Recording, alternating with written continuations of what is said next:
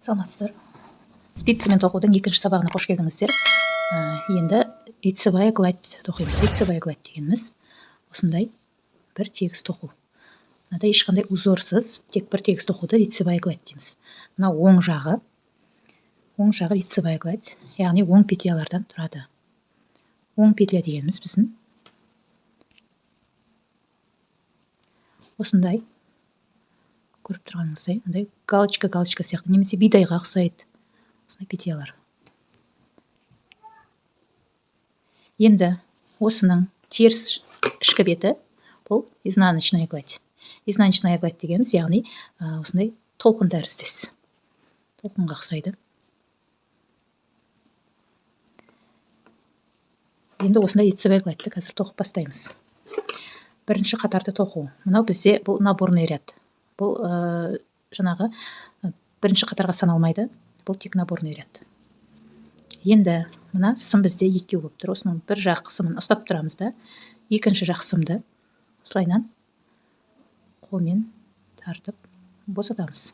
Бірінші қатарымыз бізде оң қатар. Мына жіптің ұшы қалады. Жұмыс жібін саусағымызға іліп аламыз.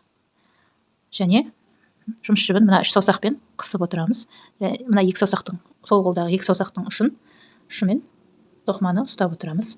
Оң қолда бос спица тұрады. Бірінші петля бұл бізде кромочная петля. Оны біз жай ғана іліп аламыз. Мына жібіміз, жұмыс жібіміз біздің тоқымамыздың артында қалады.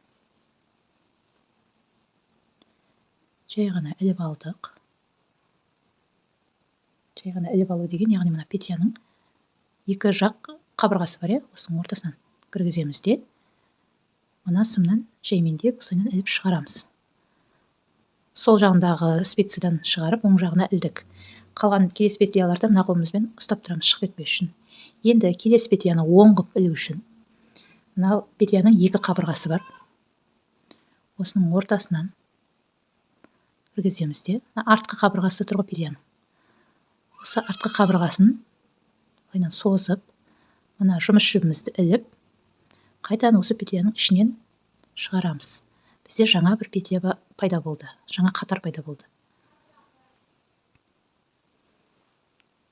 Жаңа қатар пайда болды. Енді мына осылай ұстап тұрып, тек осы бір петляны ғана босатамыз. Келесі дәл осылай. Мына петляның екі стенкасының ортасына кіргіземіз. Жұмыс жіпті іліп аламыз. Петляның ортасынан шығарамыз. Екінші петля. Бұл бізде оң петлялар тоқылып жатыр. Яғни бізде галочкаға ұқсайды. Мына жіпті былайнан ұстамаңыздар. Мынау жұмыс жібіміз бізде саусағымыздың арт жағында тұрса өте ыңғайсыз. Саусақтың бұл бер жағында тұру керек. Осылай ыңғайлы. Келесі үш петлямызды тоқыдық. Төртінші петлямызды дәл осының арасынан. Төртінші петлямызды дәл осы петляның бір петляны ғана былайнан шығарып аламыз да, осыны арасынан кіргіземіз. Жіпті іліп, петляның ортасынан шығарамыз. Мына сымды жаймен босатамыз. Төртінші петля, бесінші петляны жерден жай босатамыз. Арасынан кіргіземіз. Тоқимыз. Мынандай жіп қабатталып тұрған жіптер, ол барлығын осылайнан мына жерден бірге шығып тұрса, яғни бұл бір петля. Екі қабат, үш қабат болуы мүмкін жіп. Соның бір қабатын ғана тоқып қалдырып кетпеңіздер қалған қабаттар.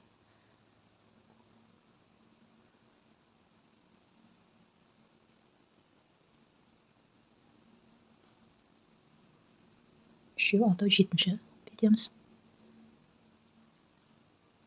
Сегізінші петлямыз. Тоғызыншы. Оныншы. 11-ші. Бұл әдіс бабушкин метод деп аталады, яғни әжелер әдісі. Әжелер әдісі осы петляның ішіне кіргізіп, артқы стенкасымен тоқуды әжелер әдісі деп атаймыз.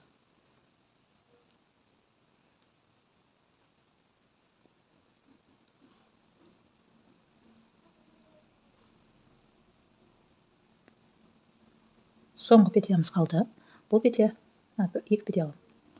Енді қалған соңғы петля, бұл да бізде кромочная. Бұл петля көп жағдайда теріс тоқылады. Теріс деген сөз, яғни мына жұмыс жібіміз біздің тоқымамыздың бер жағына түседі. Аның ортасына кіргізіп, бергі стенасынан жібімізді осылайынан орап шығарамыз, арасынан шығарамыз. Яғни бұл бізде теріс петля. Теріс петляның оңынан айырмашылығы мына ортасында осындай сызық болады. Мынада ондай сызық болмайды, бұл галочкаға ұқсайды. Міне бірінші қатарымыз. Мынау теріс жағы. Теріс жағы бізде осындай толқын тәріздес. Оң жағы галочка болып келеді. Цевайглайттың екінші қатарын тоқимыз. Екінші қатар бізде теріс қатар. Ол үшін мына тоқыманы сол қолға осылайынан аламыз. Аламыз. Барлық петлямыз мына жерде теріс болып тұр. Бірінші кромочная петляны жай ғана іліп аламыз.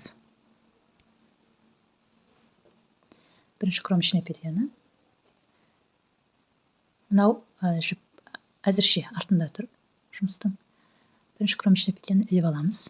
Енді теріс петля тоқу үшін бұл жібіміз жұмыстың алдына қарай өтеді. Яғни мына екі сымның, мына жақта тұрды, екі сымның ортасымен осылайынан алға қарай өткіземіз.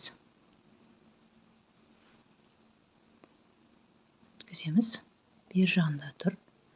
Сіздерге көріну үшін осылайынан ұстап тұрмын. Енді мынау екінші петляны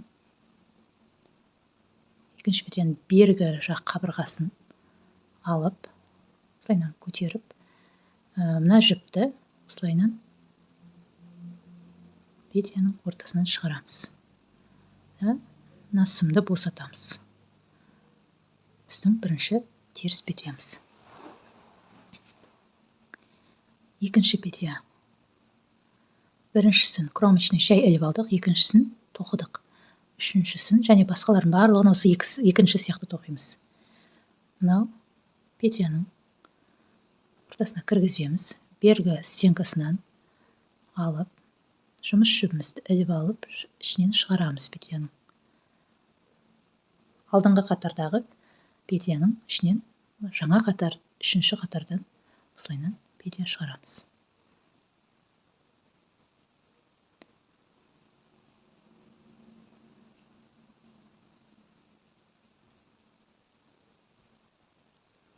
Мына жақта, оң жақтағы спицидағы тоқымамыз сол жаққа қарағанда бір қатарға биіктеп бар жатыр, жоғарылап бар жатыр. Байқап отқандарыңыздай.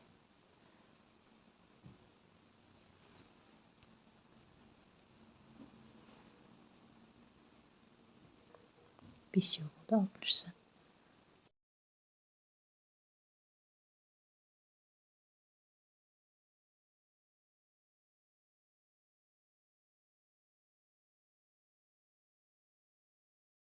Жетінші. Мына жіпті бір кегі тартып отырып, мына барлық петляның биіктігін бір тегіп ұстап отырамыз. 18-ші. 19-ші. Бұл қатарда, кесілген қатарда соңғы кромочныйны теріс қып тоқимыз. Оң қатарда да, теріс қатарда да теріс қып тоқылынады. Екінші қатарымыз тоқып болынды. Цевайглайттың үшінші қатары. Екі қатар тоқығаннан кейін бір тоқымамыз әдемі көріне бастады. Осылайынан жіпті екі қайтара орап алсаңыздар да болады. Үшінші қатар дәл бірінші қатар сияқты тоқылады. Бірінші петляны іліп аламыз.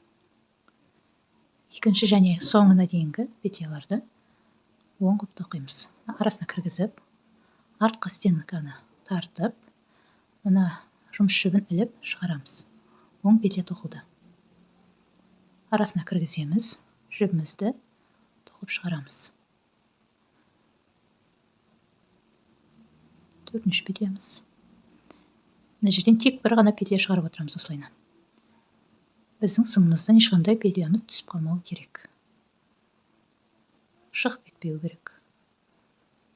Міне, қарап отырсаңыз, тағы да оң жағы сол жағына қарағанда осындай бір қатарға биіктеп бара жатыр.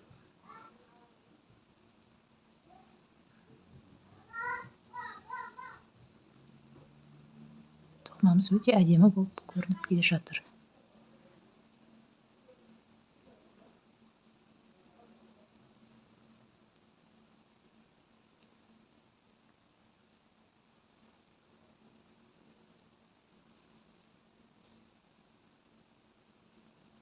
осылайынан қарап қойыңыз, ешқандай петляңыз түсіп қалмасын, шығып кетпесін.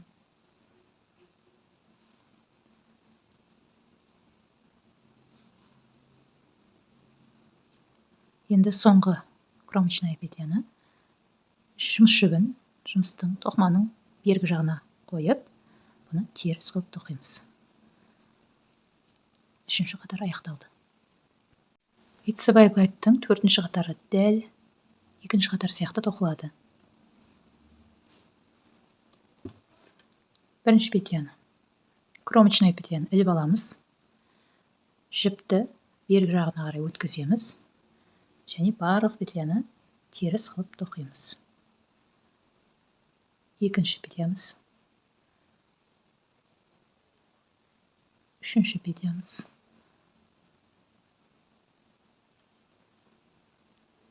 төртінші петлямыз,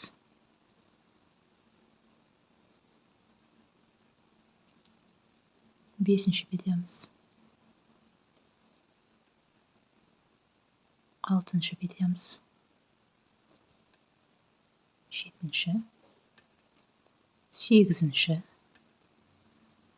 тоғызыншы, оныншы. Бұл теріс тоқуда әжелер әдісімен тоқылып жатыр. Негізі классикалық әдісті үйреніп алып, сонымен тоқысаңыз өте әдемі шығады, тоқымаңыз. Менде осы әдетке айналып қалған әжелер әдісімен тоқу.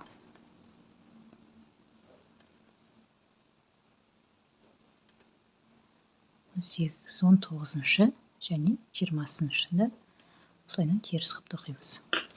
Бізде 4 қатар тоқылды. 4-ші қатарымыз теріс, мынау оң жақ беті.